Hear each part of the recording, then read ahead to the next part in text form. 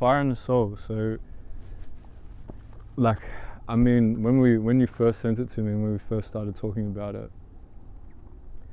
I think like sort of being a fan of your music and being a fan of what you were doing, it felt like the first time that I'd received a project where I could like really like make it my own. Yeah. And I think like the experience, just generally speaking, from like a production lens, was so different to how like any other job we've ever done. Sure.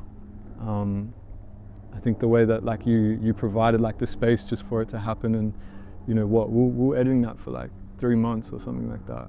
I think it's a long time.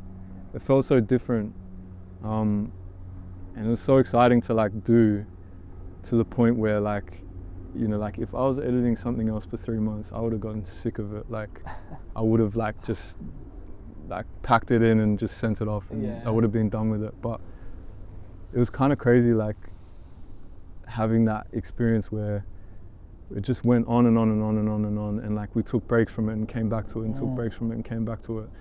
And I don't know, like for me it was like, it didn't even feel like a project necessarily. Like it felt like this part of like my life that was like there, and it's so sick. Like it's my favorite video I've done, I think, and it's so real and raw. And like you were saying, like, you know, this life lens and the reason of having Malcolm X on there, of like, you know, and the kind of like theme behind it of like, you know, being in your mama's kitchen and reading Malcolm X, and these moments of life, right, and just living life to the fullest, is sort of like what my perspective on the song was. Yeah. And so like, yeah, I feel like the video we created like is our interpretation of that. Sure. It was really fun to do. Like for you, I guess like, because we never really spoke about, like, I kind of asked you to send me the lyrics and that's about it. Like you can't, I remember you saying like, I remember asking like, what does this song mean to you? And you kind of were like, didn't really answer the question, like intentionally, I think, because you're like, I want you to like make your own interpretation of it. Like, what do you feel like that song represents? Like, man, that was like the first song I made where I knew where I was gonna go for the album. That might have been the first song I made for the album. In terms of like I had Run to Tomorrow already finished, but Fire and Soul was like the first song we made knowing that there is an album coming out. We're actually working on an album now. So you went into making that song with like knowing that this is for the album? Yeah, as soon as the song was finished, I knew like this song is gonna be on my album. There's no way that I'm keeping this anywhere where it's not gonna see the light of day. Purely because of just, it was just like a no-brainer when I heard it, and even when I pieced together all the lyrics and stuff, it was all within one session. Yeah, and it came, the way we made the song itself, like the session was like on the back end. We were kind of done, it was late, and I just stumbled on something on Oscar's laptop that his partner had made, just like a whatever loop, like that she had just created, and I was just like, bro, this is crazy. And then I think Oscar just kind of just did all the drums. And right then, in like in that end of the session. And everything that happened, like being with my mom and like reading Malcolm X's biography, it happened that day. Yeah. So I was already living with those thoughts. I was already living with, pretty much I knew what I was gonna do.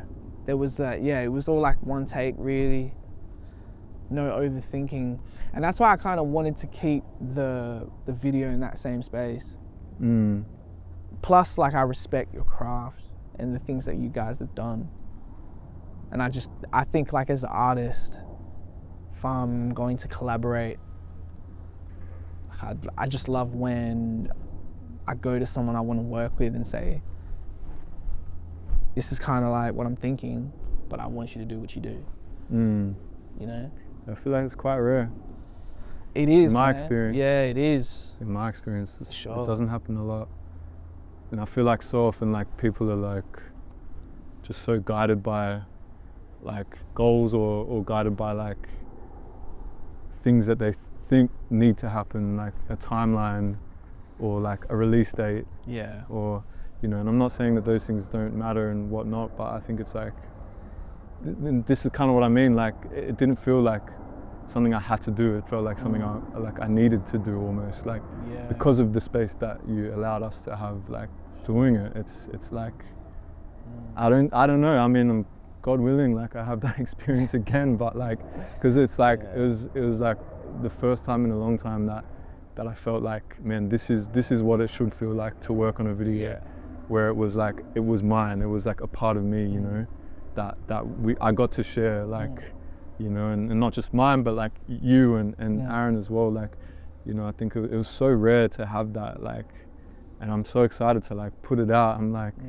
you know what I mean? And again, that can be rare to find these days. Like, you know, often it's like you get to the end of a project and you're like, man, I'm done. Like, I'm not even trying to post this anymore. Like, I'm just like over it. But man, it was so special. So I just want to say thank you for for like giving us that space and that time and giving us that kind of like world to just like build into and kind of like the kind of opportunity to, I guess, like inject fully 100% ourselves into that moment, and it feels really special to be a part of your project, and it feels special to be a part of like your world directly, you know. See, we did that out of that stuff, like, which is incredible. Like, again, that's kind of how I knew that we were gonna like ace this, bro. Like, you know how I knew? Is because when we were shooting that and we were sitting at that bus stop, you and Joel were sitting in the bus stop, we were like fucking around trying to get lighting right. I don't know if you remember this, but like we were sitting there and these like this carload of like young guys rocked up and like stopped right in front of the bus stop. And mind you, like there's clients everywhere. There's like agency people there. Like this is like, you know, like this is like a set. Like, you know, there's money on the line, da da da. And the kids pull up and they're like, oh, what are you doing? Like obviously, you know, with some intention to like whatever. And you just like turn, you just snapped at me like, man, what the fuck do you think we're doing? We're filming a fucking video, bro. Get the fuck out of here. Like, I just lost it out there. I was like, oh shit. And like, prior to that point in the day, like, you were like, you know, you were doing your thing, but you weren't like, you know, really up and like active. You're just doing chill, just like happy, pleasure to work with, da da da. And then there was that moment I was like, no, Marley's real. Marley's real, and like he's real all the time. He's not like showing face right now. I was like, man, I was gonna let someone disrespect us, bro. Like we worked way too hard for that day, man. Like, nah, man. But like, even I'm just glad I was put in the same path. Like it was just, it all worked out, bro. But I'm glad I was ambitious with asking you guys. I think like approaching you guys, I was nervous because you guys are serious, but so am I, and I've just been meaning to. Yeah, it was like the right thing to do, to level up and work with people that are just like really good at what they do, and like you know the back end details of how this all came together. So like you know that there wasn't, we didn't have all the tools in the infantry to be like, you know, to do something similar to what you guys have done before. But the fact that you guys are even open to do something with me just like meant the world. I think that's like was kind of, it was exactly what we did need though as well. Like, you know, I remember like you sending me the song and just I was listening to it back to back and just really taking it in, and again like so different to any other project, like really got to like sit with it and like kind of like I suppose like take my own meaning from it. And I wrote a poem in response to like listening to the song, which I can't remember, but like it's at the end of the video, like right at the end, and it's all about like, you know, this idea of like life happens like in the in-between moments, and those moments are like woven together, right? And that's what makes life full, and that's what makes life special. And I think like, you know, to your point of like, you know, not having like this massive inventory of like shit that we could pull, like camera gear, XYZ. Like it meant that we really just had to like do that, like document the in-between moments, because bro, like different to other shoots, like we didn't spend 30 minutes like setting up some lighting and adjusting this and adjusting that. It was like, well, bro, like we did when we came right here, we just put the camera there. The light was as it was, and that's all we captured, right? Absolutely. Like that whole day that we spent like running around, like there wasn't really a moment like that we spent like, I guess, tailoring like where we were or like shifting what we were doing. It was just like, all right, this is the space we're at. Let's lean into what's happening here. That shot through the curve, we're up in Menashe's studio, and I think Aaron like looked out the window, and across the road was that like textured wall. Yeah, that blue wall. And bro. he noticed that curtain like kind of like drifting across, and it's like, man, like I don't know, those details like that you would miss, like when you've got like a full crew, you've got a gaffer, you've got a grip, you've got a XYZ, like you wouldn't see those things. And I think those are the things that like really made the video what it was, right? And like exactly what we wanted to do, like have this like this like, you know, like hatching of life and like things that we saw. Like obviously there was structure and those ideas that we came into it, but for the most part it was like, let's just create the construct and then find what we can find within that. And we didn't even know about this location. Like we came here because we shot part of that Adidas thing here. At the top of it, down riding the bike down there, and we're like, man, that's a beautiful spot. It ties into our story as well, where we first started, like the first time we got to work together. I remember he fall asleep in the car. I just woke up like, I'm right here. Nah, that was so funny, But yeah, man, I don't know, like it just felt like this perfect sort of like top to bottom, like that whole project was like really like just exactly what it was meant to be, like the whole time. In post-production and editing and like all that we did for it, like they just weave together like life does, right? Sure. It was really, really beautiful. Yeah, absolutely, man. Absolutely. Man, I want to ask you, like, what was your like, what was growing up in your home like? It was ill, bro. Had young parents. Spent a lot of time with my uncles and my aunties, my grandma's house and stuff. So I was like, privy to like a lot of things, privy to like young people growing up, and the things that I got to see, like from a culture level, was like pretty awesome. Like, you know, when MTV was like at its prime and like was kind of going through that. Yeah, it was like a mini golden era. I remember I think it just might be because like when I reflect, I just think like, man, it was so sick. And like just chilling with my uncles and my aunties and seeing all the music they're listening to or the fashion that they're in. And then, you know, being nurtured by like beautiful parents who are able to give me the right tools to navigate life, the right type of education, and also giving me the freedom to build my own understanding of what life is and right from wrong. I'm just, super grateful, man. It's like the backbone of who I am as an artist, because who I am as a person is so intertwined with that. And to me, that's like real nepotism. Because not a lot of people have that. And I see that even when people ask me about that, or even when I describe that, people don't really get it. People don't even understand. Even when I actually figured that out was when one of my uncles had passed away. It was such a big deal for me. Like I never really recovered. And people were just like, oh, but he's just like your uncle. That's how I kind of knew that people didn't really grow up the same way I did.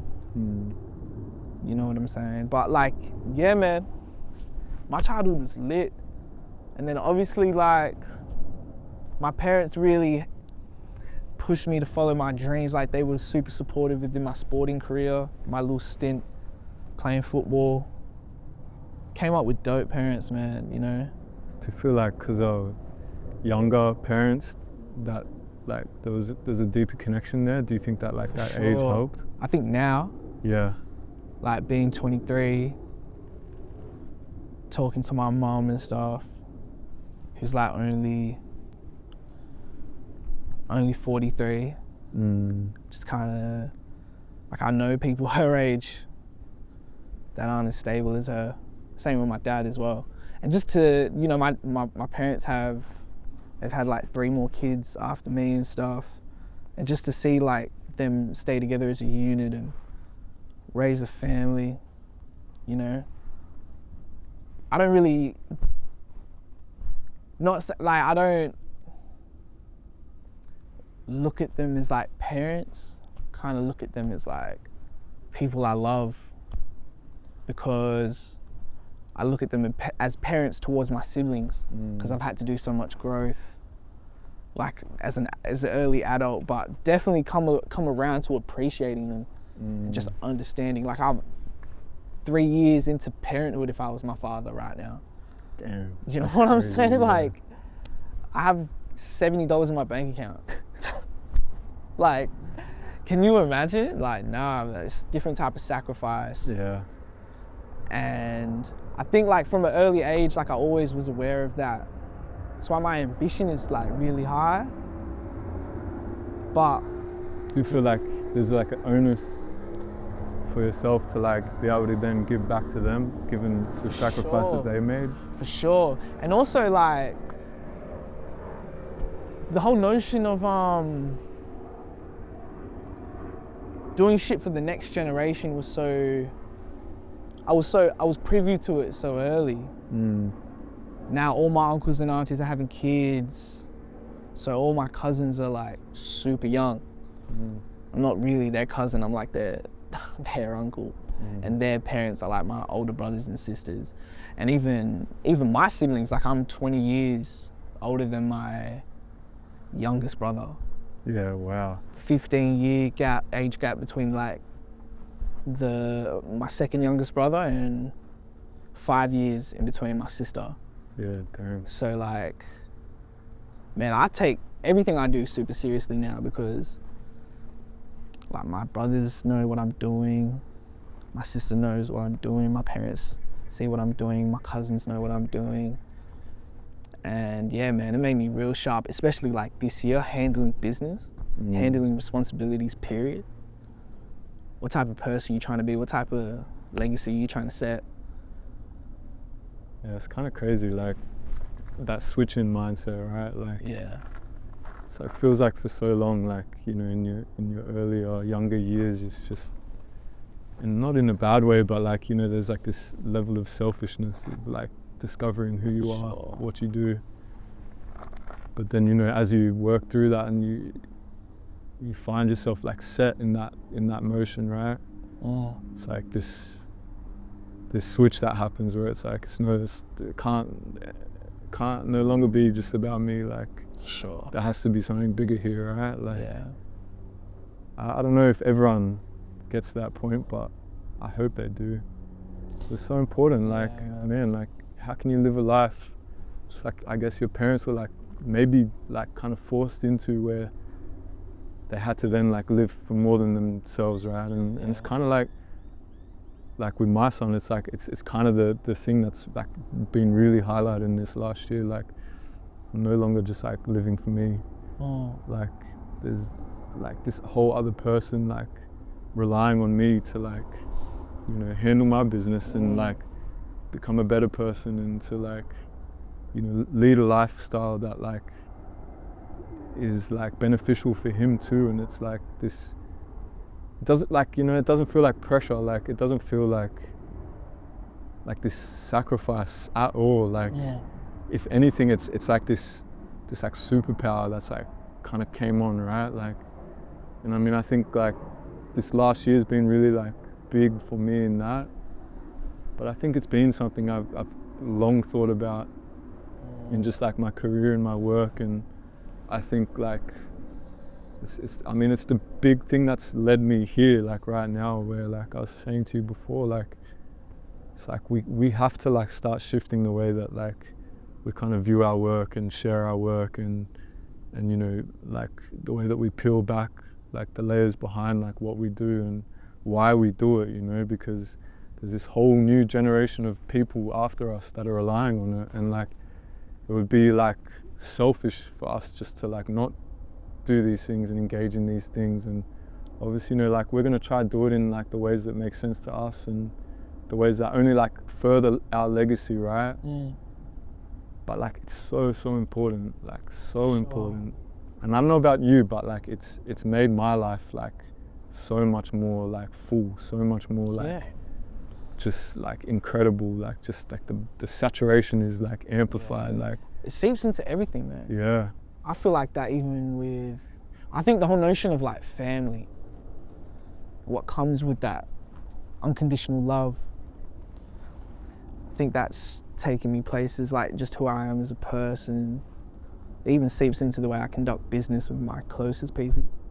Because it's like, man, trying to all win collectively.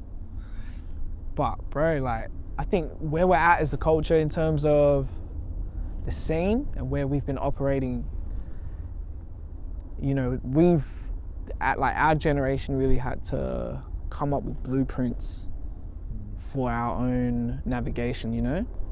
Yeah, definitely. To figure it all out. But the success of that, you know, the success of that could be the Grammys, or it could be inspiring the next generation to be even more ambitious and see beyond what we saw in terms of what we could achieve when there wasn't anything. Yeah. You know what I'm saying? Like, that's the lowest we're ever gonna achieve doing this, and that's incredible. That's incredible. That's incredible. So, you know, Yeah. it's really only to the top. Yeah, I was talking to Kenfo like the other day and kind of talking about the same thing, and I mean he's doing like incredible stuff at the moment, like you know, and really on this like community building, build and like generation building and legacy passing and knowledge sharing kind of like motion right now, which like big ups to him is like so important. But like we're kind of saying the same thing, is it's like, man, it's on us to like better the next generation. It's on us to like share the knowledge and give the game, because like whether that, like you're saying, impact is like Grammy level impact, or if it's like 1% better and easier and more accessible for the next generation, like that's the goal. Like it's to further everything, right? It's like Australia, Sydney, Perth, Melbourne, whatever, like so much potential here, so much like values, so many stories, so many perspectives, you know, like from people all over the world, like in this pot, like bubbling, but it's like the access to the knowledge to know how to like take that to the masses or package it in the right way so that someone from the other side of the world is going to see it and hear it and feel it. Like, you know, it's like that's on us to like teach them how to do that. And like your album is about to be like studied in that way, right? Like, well, maybe not right now, but like, you know, in 5 years there's going to be a youngin who comes up and says like, God is the wind. Like, I remember that album coming out. Like, how did he do that? Yeah, that's how I feel about everyone that inspired me, man. Especially Remy. Man, Remy, who's on the album. He's on the album. Yeah, that's what I was saying, bro. This track list, you dropped it, and I thought to myself, I said, damn, this is gonna be one of them ones. Because it's like, man, I remember being in school, drawing up track lists that didn't exist, hoping that it could be my album one day, thinking that, you know, these things could happen when they weren't even close yet. Really having to graft, like spiritually, physically, lyrically, to a point where I made possibilities possible. You know, by like, you know, the grace of God and the grace of the beautiful people that helped me get here too, you know, everything just aligned. How did you know when it was time to release it? I mean, like, to be fair, there was heaps of things that were popping off, like even in the start of the year, like my manager's like getting married and he's also mixing the album at the same time, and you know, the homies like got shit going on, and I was really just like dialed in on when is it perfect for everybody, because we're gonna have to apply 100%. And that's when I just like thought, like, you know, as soon as we can get some dates, like, let's look at it. And then like October the 10th like came along, and I was like, that sounds good. And it was only until now where I was like promoting when it's coming out, I realized it was like the 10th of the 10th, which was like this big spin out. Numbers, what does that mean? I just made it, I don't know, I just took it as a good omen. I was just like, man, this shit is really meant to be. Even down to the songs that made the album, the stories I was able to tell, and the people that were able to be on it.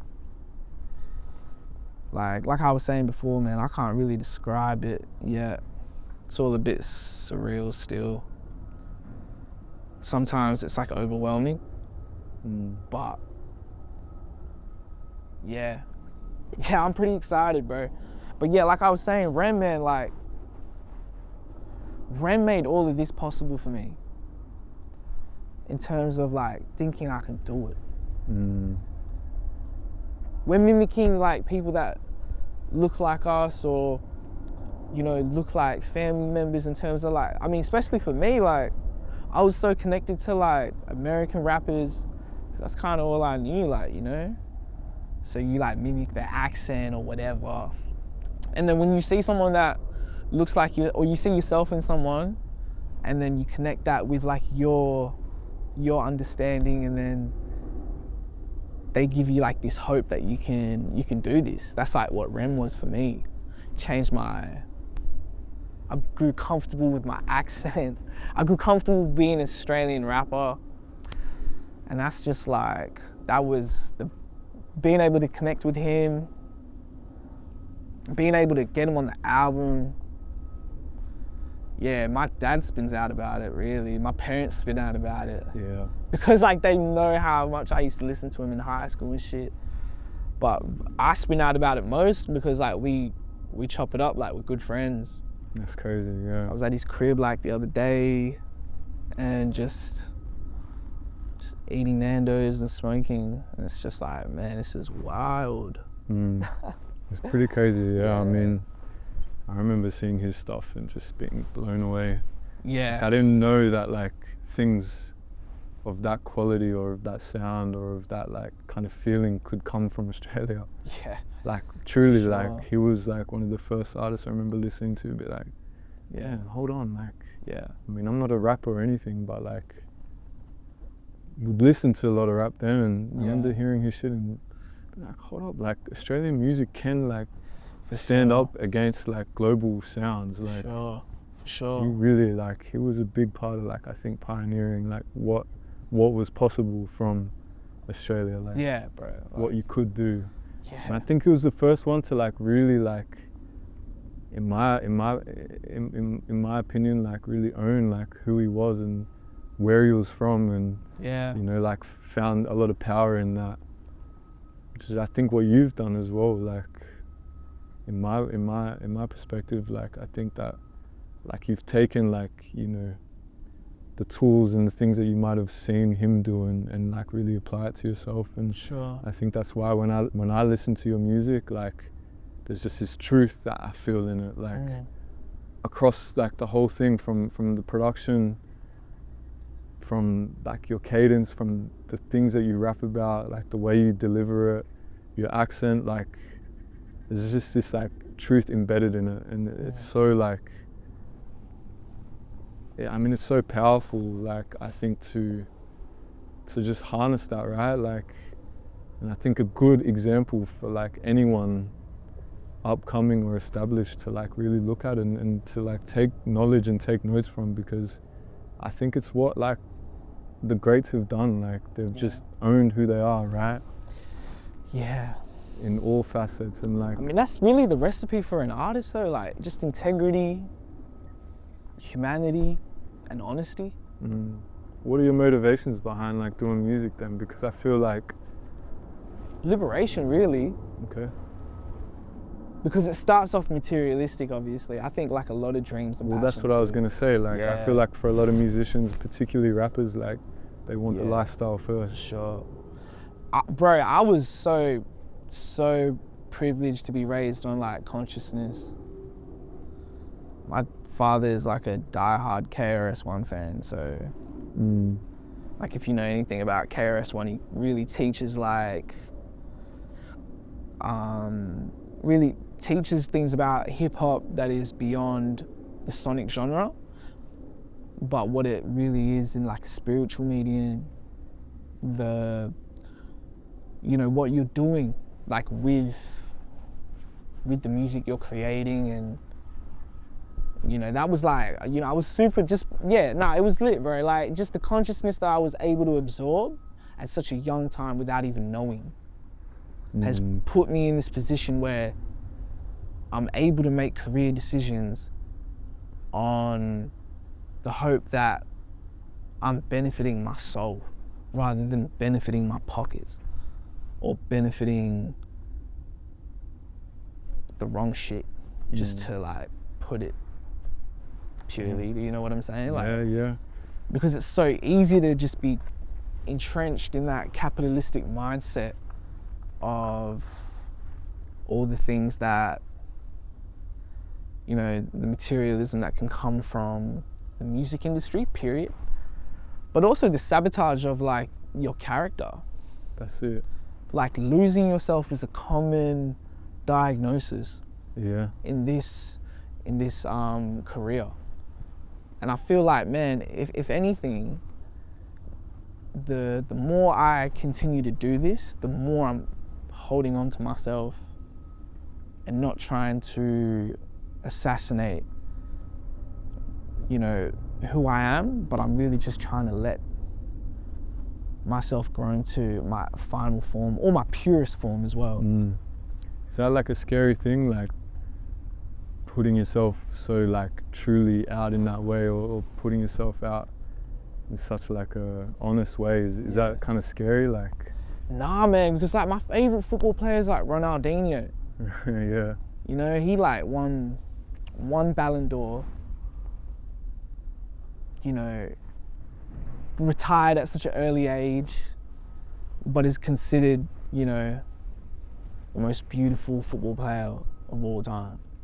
And I don't want to say I was like Ronaldinho as a kid, but I think playing football, I definitely was like tailored similarly in terms of my expression, but I always wanted to be creative and be confident in my own abilities and think outside the box, take risks, have flair, be exciting. I think like that being my foundation, transferring that into what I do now is the only reason why it's not scary. Because you have to face the similar conversations and the similar backlash in what we do, like, people having just weird mentalities towards like confidence, or people who are cemented in themselves. Like people feel really uncomfortable when someone is themselves. Yeah. And that like, even down to other things too, like coaches demanding more, setting this bar of like, this is not good enough and you're not good enough, you gotta work harder. Like at such a young age, put me in this position where like, man, this shit is nothing really. Like I do this music shit knowing that none of this shit is hard.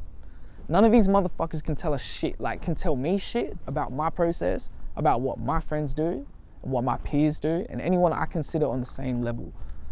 I mean, I'm obviously like not saying that we're the shit, but I'm just saying like, so you're doing you. My integrity is cemented. Yeah.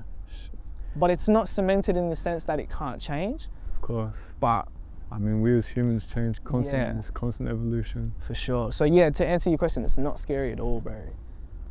I love that. We just can't. I love that.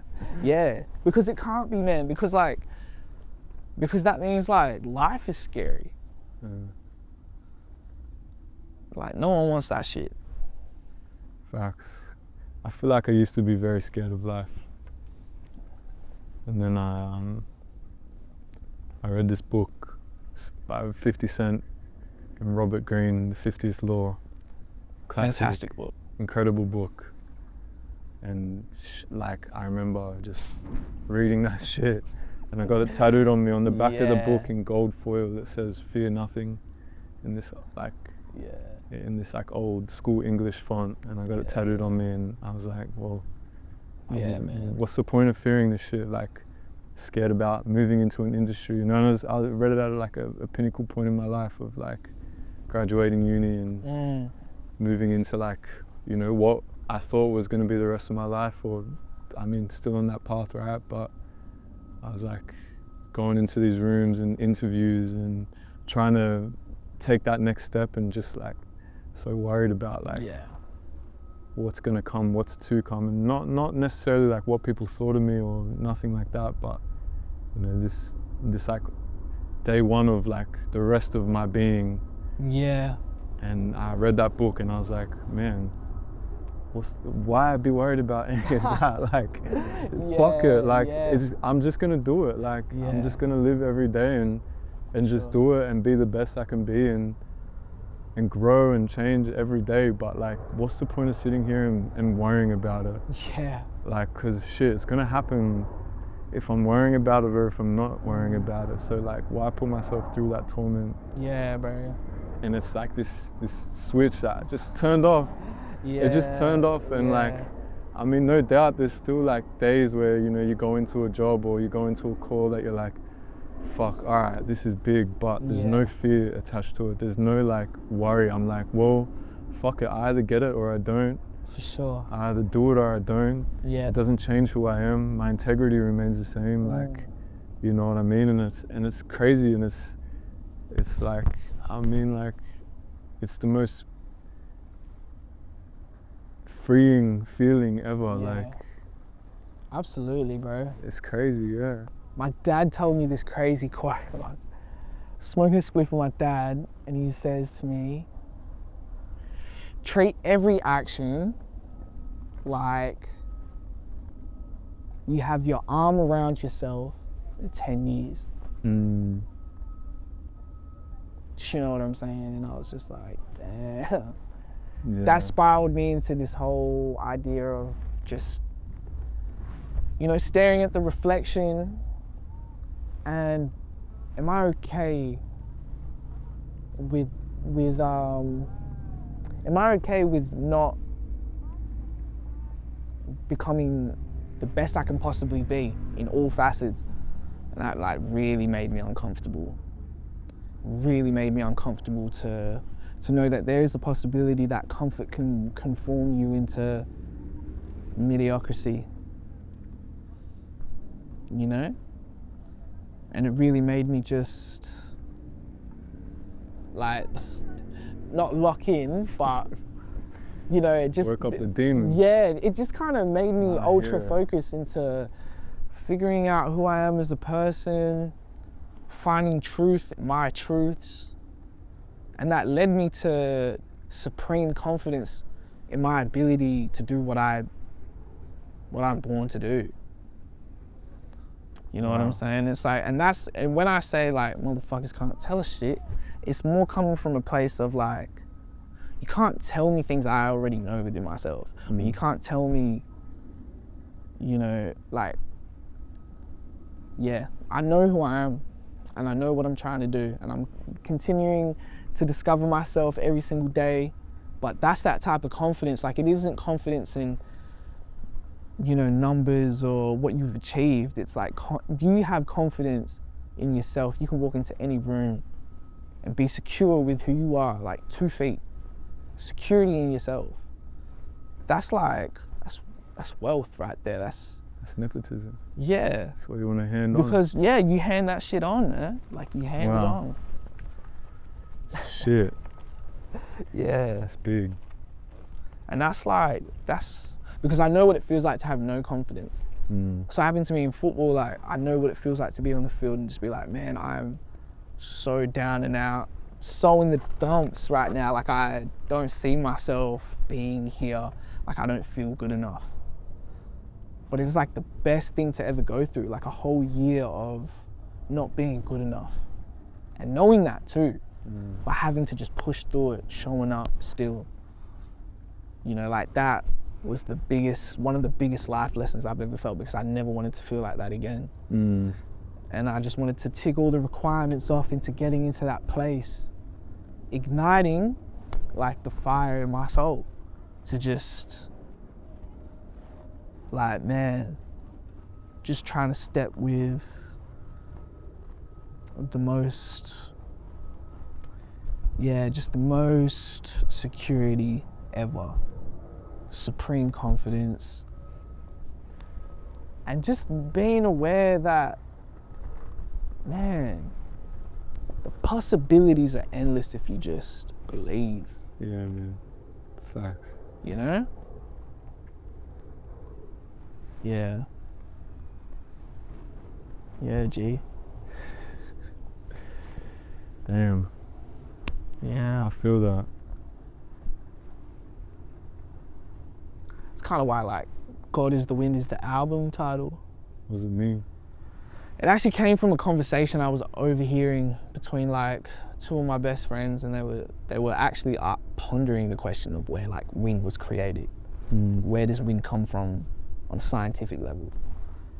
And the things that they were describing all came to the conclusion that they didn't really know what they were talking about, but it was obviously like this huge force, this huge natural force. But the way they were talking about it was like, they were talking about something that was bigger than our existence. And I was like, whatever that is, they pretty much gave the definition of what God would probably be. This unseen force that is always there. Can't see it, but it can touch you. And if you surrender, it can probably take you to some beautiful places. I have this like image in my head of like a sailing boat. Yeah. And just this man, free man. Yeah. Just being taken by the wind. Maybe that's where I should listen to the album. Be pretty crazy. Say, fuck it, get a sailboat, come out here.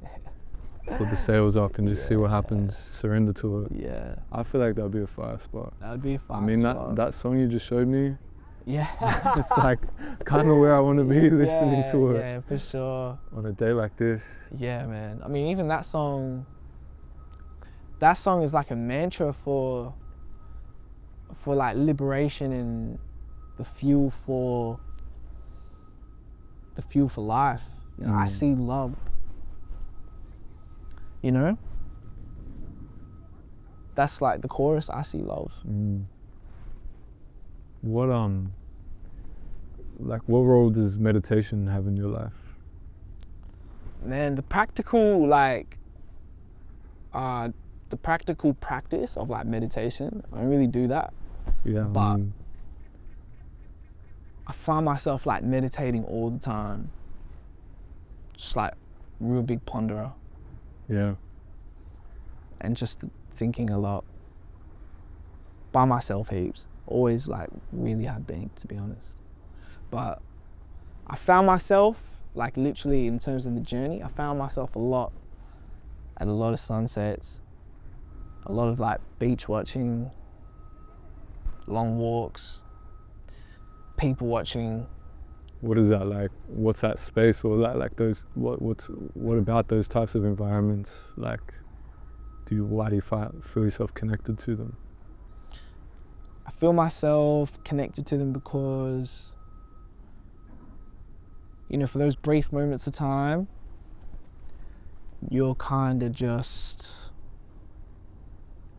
in life as present as you can possibly be, really. So nothing else matters. Yeah. Just there. Yeah, you're just there. I mean, that's kind of what I mean by meditation, not necessarily like Yeah. the practice itself, but the art of just being, right? The art of just being present, really. Like, it's a loss, like it's, you know, I think there's so many things that can kind of hinder that process right now. But I'm definitely like these past 5 days. If myself a week ago saw this, he probably would want to jump into this week as soon as he possibly can. But yeah, man, like past 5 days have just been nothing but being in the present. And yeah, someone had taught me like some real big lessons like recently. So, you know, like within these past 4 days, I'm so grateful for what she had to give me, because I never really expected to come from like this person, but it just kind of aligned me, and I was just like, damn, bro, you never really know where you're just gonna learn about life or learn about yourself, or when you're gonna grow. You know, you just have to be ready and willing. Yeah, it's like in those hardest moments, right, that we learn the most too, right? Sure, and the most beautiful too, bro. Yeah. I had the best of both coins. You know what I'm saying? Like, and I'm so grateful that it was hard first. Yeah. Because I'm now reaping the rewards like heavy, knowing that like the wind is like on my back, and like God has got me no matter what. It's a lot to learn within 4 days, but fuck, bro. Yeah. It comes when it comes. It comes when it comes, man. You just and gotta ride like, it. you know, just like it's like all meant to be. Like, for it to all happen on this week. Yeah.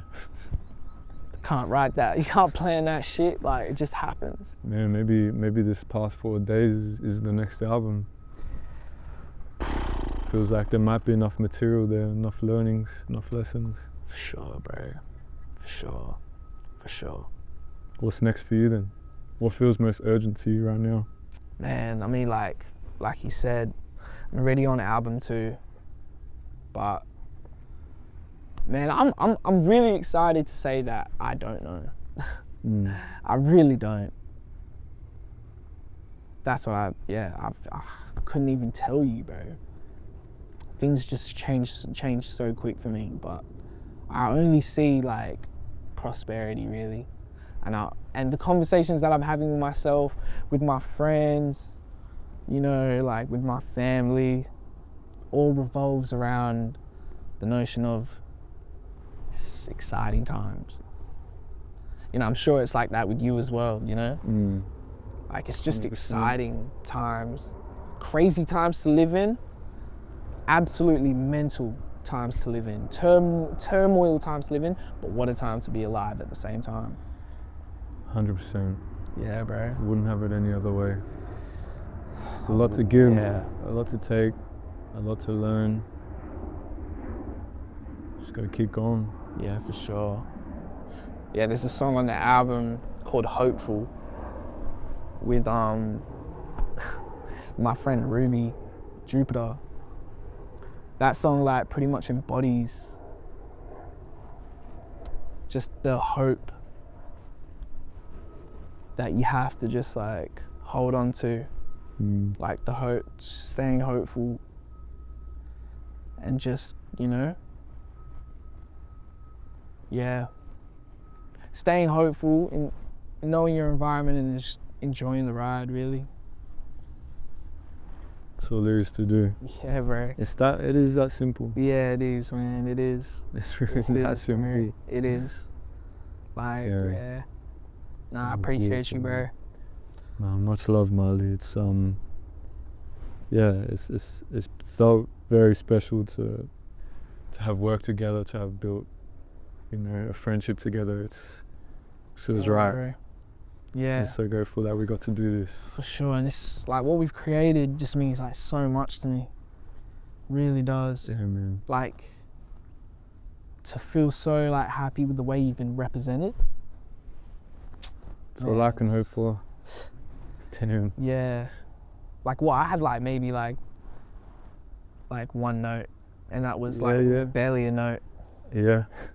It was just like, I'm just trying to see more of whatever that shot was. I think we ended up just like essentially just. Was it the draft? The first thing that we sent you. Yeah, the first draft. Yeah. I was like, bro, the first one was just like the one. We were just like, yo, pack it up. This is amazing.